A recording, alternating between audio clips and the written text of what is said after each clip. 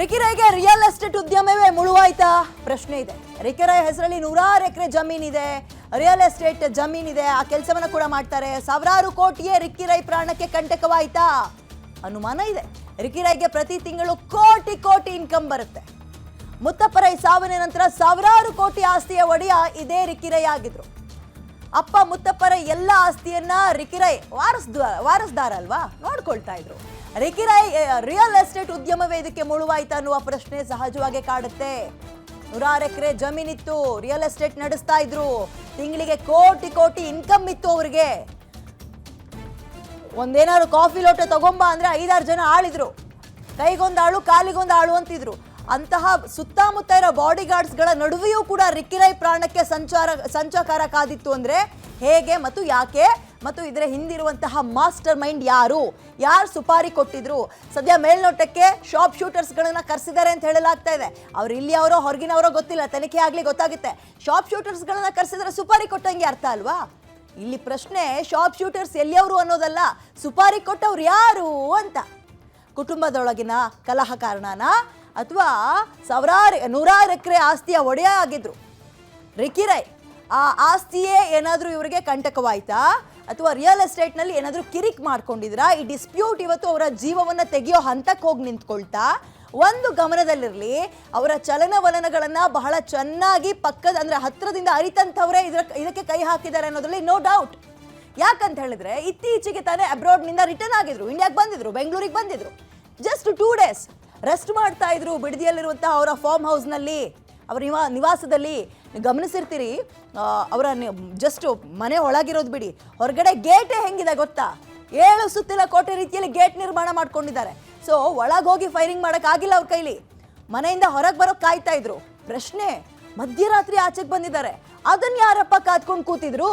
ಗೊತ್ತಿರುವಂಥವ್ರೆ ಅಲ್ವಾ? ಹಾಗಾದ್ರೆ ಅದನ್ನೇ ಹೇಳಿದ್ದು, ಬಹಳ ಹತ್ತಿರದಿಂದ ಅವರ ಚಲನವಲನಗಳನ್ನು, ಅವ್ರು ಏನು ಮಾಡ್ತಾರೆ, ಎಷ್ಟೊತ್ತಿಗೆ ಎದ್ದೊಳ್ತಾರೆ, ಎಲ್ಲಿಗೆ ಹೋಗ್ತಾರೆ, ಎಷ್ಟು ಗಂಟೆಗೆ ಹೋಗ್ತಾರೆ, ಇವತ್ತೇನು ಪ್ಲ್ಯಾನ್ ಇದೆ, ಇವೆಲ್ಲವನ್ನು ಬಹಳ ಚೆನ್ನಾಗಿ ಅರಿತಂಥವ್ರೆ ಈ ಒಂದು ಪ್ಲ್ಯಾನನ್ನು ಮಾಡ್ದಂಗೆ ಕಾಣಿಸ್ತಾ ಇದೆ.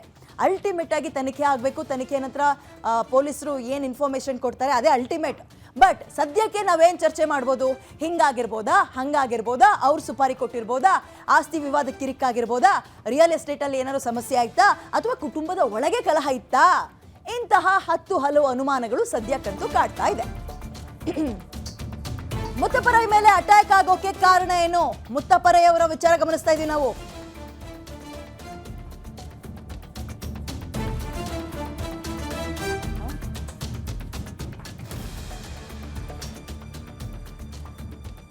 ಸರಿ, ಮುತ್ತಪ್ಪರೈ ಅಲ್ಲ, ಅವರ ಪುತ್ರ ರಿಕಿರೈ ಮೇಲೆ ಅಟ್ಯಾಕ್ ಆಗೋಕೆ ಏನು ಕಾರಣ ಅಂತ ನಾವು ಸದ್ಯಕ್ಕೆ ಚರ್ಚೆ ಮಾಡಬೇಕಾಗಿರೋದು. ರಿಕಿರೈ ಮೇಲೆ ಫೈರಿಂಗ್ ಕೇಸ್ ಆಗಿದೆ ಈಗ, ಅಂದರೆ ಆ ಕೇಸ್ ಈಗ ದಾಖಲಾಗಿದೆ, ತನಿಖೆ ಕೂಡ ಆಗ್ತಿದೆ. ಡಾಗ್ ಸ್ಕ್ವಾಡ್ ಸೇರಿದಂತೆ FSL ಟೀಮ್ ಎಲ್ಲರೂ ಕೂಡ ತನಿಖೆಯನ್ನು ಮಾಡ್ತಾ ಇದ್ದಾರೆ, ಪ್ರಾಥಮಿಕ ತನಿಖೆ ಆಗ್ತಾ ಇದೆ. ಬಟ್ ಪ್ರಶ್ನೆ, ಯಾರು ಫೈರಿಂಗ್ ಮಾಡಿದ್ರು ಮತ್ತು ಯಾಕೆ ಮಾಡಿಸಿದ್ರು? ಸುಪಾರಿ ಕೊಟ್ಟಂಥದ್ದು ಕನ್ಫರ್ಮ್ ಆದರೆ ಸುಪಾರಿ ಕೊಟ್ಟಿದ್ದು ಯಾಕೆ, ಯಾವ ಕಾರಣಕ್ಕೆ?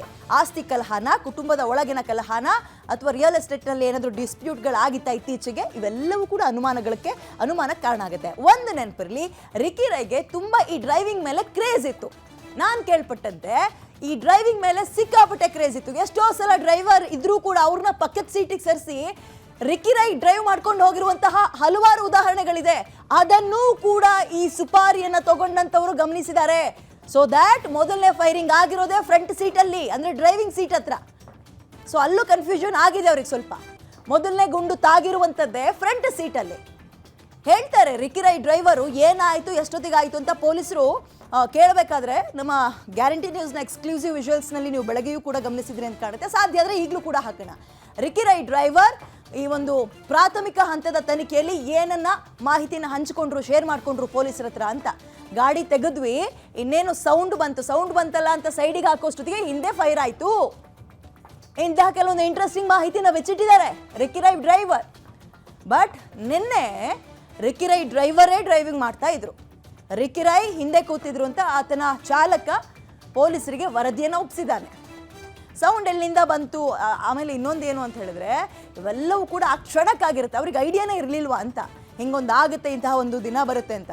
ಆಮೇಲೆ ಕತ್ಲೆ ಬೇರೆ, ಈಗ ಬೆಳಕಿತ್ತು, ಯಾವ ಕಡೆಯಿಂದ ಬುಲೆಟ್ ಫೈರ್ ಆಯಿತು, ಇವೆಲ್ಲವನ್ನ ಕೇಳಿದ್ರೆ ಒಂದು ಅಂದಾಜಲ್ಲಿ ಹೇಳ್ಬೋದು. ರಾತ್ರಿ ಹೊತ್ತು ಪೂರ್ತಿ ಮಧ್ಯರಾತ್ರಿ ಆತನು ಕೂಡ ತಡಬಡಾಯಿಸಿದ್ದಾನೆ, ಹೆಂಗೆ ಏನು ಎತ್ತ ಅಂತ.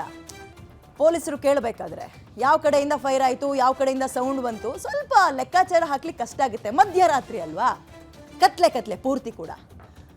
ಈಗ ಪೊಲೀಸರು ಅವರದ್ದೇ ಆ್ಯಂಗಲ್ನಲ್ಲಿ ತನಿಖೆ ಮಾಡ್ತಾರೆ, ಬಿಡಲ್ಲ ಯಾವುದನ್ನು ಕೂಡ. CCTVಗಳೆಲ್ಲೆಲ್ಲಿದ್ದಾವೆ, ಯಾರೆಲ್ಲ ಓಡಾಡಿದ್ದಾರೆ, ಎಷ್ಟೆಷ್ಟೊತ್ತಲ್ಲಿ ಓಡಾಡಿದ್ದಾರೆ, ತುಂಬ ವೆಹಿಕಲ್ಗಳು ಎಷ್ಟು ಅಂದರೆ ಈಗ ಇವೆಲ್ಲ ಒಂದೇ ದಿನಕ್ಕೆ ಪ್ಲ್ಯಾನ್ ಮಾಡಿರುವಂಥದ್ದಲ್ಲ, ಹಲವು ದಿನಗಳಿಂದ ಹೋಗೋದು ಬರೋದು ಇದೆಲ್ಲ ಮಾಡಿರ್ತಾರೆ ಪ್ಲ್ಯಾನ್ ಮಾಡೋಕ್ಕೆ. ಇವೆಲ್ಲವನ್ನು ಗಮನಿಸಿ ಒಂದು ಫೈನಲ್ ಸ್ಟೇಜಿಗೆ ತನಿಖೆಯನ್ನು ತಂದು ನಿಲ್ಲಿಸ್ತಾರೆ ಪೊಲೀಸರು, ನೋ ಡೌಟ್ ಅದರಲ್ಲಿ. ಬಟ್ ಸದ್ಯಕ್ಕೆ ಯಾಕೆ ಹೀಗಾಯಿತು ಅನ್ನುವಂಥದ್ದೇ ಪ್ರಶ್ನೆ.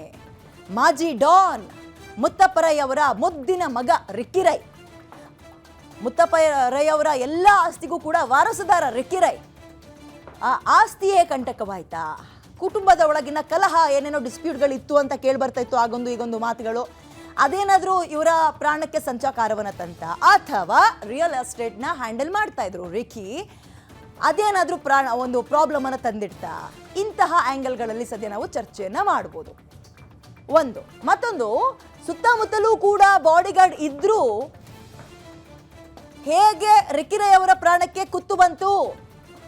ಈಗ ಅವರು ಹಾಸ್ಪಿಟಲಲ್ಲಿ ಅಡ್ಮಿಟ್ ಆಗಿದ್ದಾರೆ, ಟ್ರೀಟ್ಮೆಂಟನ್ನು ಪಡೆದುಕೊಳ್ತಾ ಇದ್ದಾರೆ. ಕೈಗೆ ಮತ್ತು ಮೂಗಿಗೆ ಅಂದಾಗ ಮೇಲ್ನೋಟಕ್ಕೆ ನಾವು ಏನು ಅಂದ್ಕೊಳ್ಬೋದು, ಸ್ವಲ್ಪ ಟೈಮ್ ತಗೋಬೋದು ಹೀಲ್ ಆಗಲಿಕ್ಕೆ ಅಗೇನ್, ಬಟ್ ಕ್ಯೂರ್ ಆಗ್ತಾರೆ ಅನ್ನುವಂಥದ್ದು ಅಲ್ಟಿಮೇಟ್ ಆಗಿ ಅದನ್ನು ಡಾಕ್ಟರೇ ಬಂದು ಒಂದು ಹೆಲ್ತ್ ರಿಪೋರ್ಟ್ನ ಕೊಡಬೇಕು. ಬಟ್ ಮೂಗು ಕೈ ಭಾಗಕ್ಕೆ ಅಂದಾಗ ಕ್ಯೂರ್ ಆಗ್ತಾರೆ ಅನ್ನುವಂತಹ ಆಶಾಭಾವನೆಯಲ್ಲಿ ಎಲ್ಲರೂ ಕೂಡ ಇದ್ದಾರೆ. ಆಗಲಿ, ಬೇಗ ಕ್ಯೂರ್ ಆಗಲಿ, ಇನ್ನೊಂದು ಸ್ವಲ್ಪ ಗಂಟೆಗಳ ಕಾಲ ಬೇಕು ಒಂದು ಪ್ರಜ್ಞೆ ಬರೋಕ್ಕೆ ಅಂತ ಕೂಡ ಡಾಕ್ಟರ್ಗಳು ಹೇಳ್ತಾ ಇದ್ದಾರೆ. ಇದರ ನಡುವೆ ತನಿಖೆ ಕೂಡ ಬಹಳ ಚುರುಕುಗತಿಯಲ್ಲಿ ಸಾಗ್ತಾ ಇದೆ, ಚುರುಕನ್ನು ಪಡೆದುಕೊಂಡಿದೆ. ಅವರ ಪರ ವಕೀಲರು ಆಲ್ರೆಡಿ ಒಂದು FIR ಅನ್ನು ದಾಖಲು ಮಾಡಿ ಬಂದಿದ್ದಾರೆ. ಕೆಲವೊಂದು ಅನುಮಾನಗಳನ್ನು ಕೂಡ ಅಲ್ಲಿ ಮೆನ್ಷನ್ ಮಾಡಿದ್ದಾರೆ. ಸಾಧ್ಯ ಆದರೆ ಆ FIR ಕಾಪಿ ಸಿಕ್ಕಿದ್ರೆ ಗ್ಯಾರಂಟಿ ನ್ಯೂಸ್ನಲ್ಲಿ ನಿಮಗೆ ಆದಷ್ಟು ಬೇಗ ತೋರಿಸ್ತೀವಿ. FIR ಕಾಪಿಯಲ್ಲಿ ಯಾರ ಹೆಸರೆಲ್ಲ ಮೆನ್ಷನ್ ಆಗಿದೆ ಮತ್ತು ಏನು ಅನುಮಾನಗಳು ಕಾಡ್ತಾ ಇದೆ, ಎಷ್ಟು ಗಂಟೆಗಾಯಿತು, ಎಕ್ಸಾಕ್ಟಾಗಿ ಏನಾಯಿತು, ಇವೆಲ್ಲವನ್ನು ಆದಷ್ಟು ಬೇಗ ನಿಮ್ಮ ಗ್ಯಾರಂಟಿ ಸ್ಕ್ರೀನಲ್ಲಿ ತೋರಿಸ್ತಾ ಹೋಗ್ತೀವಿ. ರಿಕ್ಕಿ ರೈ ಮೇಲೆ ಫೈರಿಂಗ್ ಕೇಸ್ಗೆ ಮೆಗಾ ಟ್ವಿಸ್ಟ್ಗಳು ಸಿಗ್ತಾ ಇದೆ. ಅನುಮಾನಗಳು ಗೊಂದಲದ ಗೂಡಾಗಿ ಬಾರ್ಪಾಡಾಗ್ತಾ ಇದೆ. ಏನಿರ್ಬೋದು, ಹಾಗಾಗಿರ್ಬೋದಾ, ಹೀಗಾಗಿರ್ಬೋದಾ, ಇವ್ರು ಮಾಡಿಸಿರ್ಬೋದಾ, ಹೀಗೆ. ಆಮೇಲೆ ಬಹಳ ಪ್ರಮುಖವಾಗಿ ಕಾಡ್ತಾ ಇರುವಂತಹ ಅನುಮಾನ ಅಥವಾ ಪ್ರಶ್ನೆ ಏನು ಗೊತ್ತಾ, ಇವರ ಚಲನವಲನಗಳು. ಅಂದರೆ ಇವ್ರು ಇಲ್ಲಿಗೆ ಹೋಗ್ತಾರೆ, ಎಷ್ಟೊತ್ತಲ್ಲಿ ಹೋಗ್ತಾರೆ, ಇವರ ಪ್ಲ್ಯಾನ್ ಹಿಂಗಿರುತ್ತೆ, ಇವೆಲ್ಲ ಗೊತ್ತಿರುವಂಥವರೇ ಮಾಹಿತಿಯನ್ನು ಲೀಕ್ ಮಾಡಿದ್ರಾ? ಗೊತ್ತಿರುವಂಥವ್ರು ಒಂದು ಸುಪಾರಿ ಕೊಟ್ರ ಅನ್ನೋದಲ್ಲ, ಸುಪಾರಿ ಕೊಟ್ಟಂಥವ್ರಿಗೆ ಲೀಕ್ ಮಾಡಬೇಕಲ್ಲ ಯಾರಾದರೂ ಮಾಹಿತಿನ.